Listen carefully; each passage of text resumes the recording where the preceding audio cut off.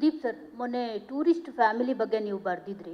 So ನಮಗೆಲ್ಲ ಅಂದರೆ ನಿಮ್ಮ ಫ್ಯಾನ್ಸ್ಗೂ ಸೇರಿದಂತೆ ನಿಮ್ಮನ್ನು ಆ ಥರದ ಪಾತ್ರಗಳಲ್ಲಿ, ಅಂದರೆ ನೀವು ರಿಯಲ್ ಲೈಫಲ್ಲೂ ಸ್ಟೈಲಿಶ್ ಆ್ಯಟಿಟ್ಯೂಡ್ ತೋರಿಸ್ತೀರಾ, ಮತ್ತು ರಿಯಲ್ ಲೈಫ್ನಲ್ಲೂ same as it is stylish attitude. ಆದರೆ ಸುದೀಪ್ ಸರು ಒಂದು ಪಂಚೆ ಕಟ್ಕೊಂಡು ಹಳ್ಳಿಲಿ ಸಾಮಾನ್ಯ ಕಾಮನ್ ಮ್ಯಾನ್ ಆಗಿ ತಲೆಗೆ ಆಯಿಲ್ ಹಾಕ್ಕೊಂಡು ಆ ಥರ. ಆಮೇಲೆ ನಿಮ್ಮ ರಿಯಲ್ ಲೈಫಲ್ಲಿ ದೊಡ್ಡ ಮಗಳಿದ್ದಾಳೆ.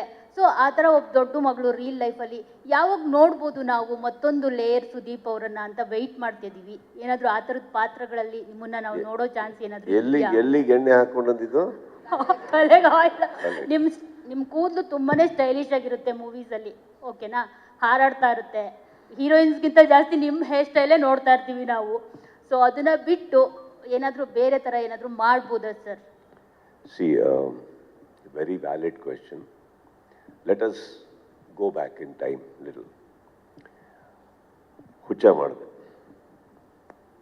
ವಾಲಿ, ದಮ್, ಅದಾದಮೇಲೆ ಸ್ವಾತಿ ಮುತ್ತು, ಸ್ವಲ್ಪ ಈ ಕಡೆ ಬರ್ತಾ ಬರ್ತಾ ಆಟೋಗ್ರಾಫ್, ಮುಸ್ಸಂಜೆ ಮಾತು.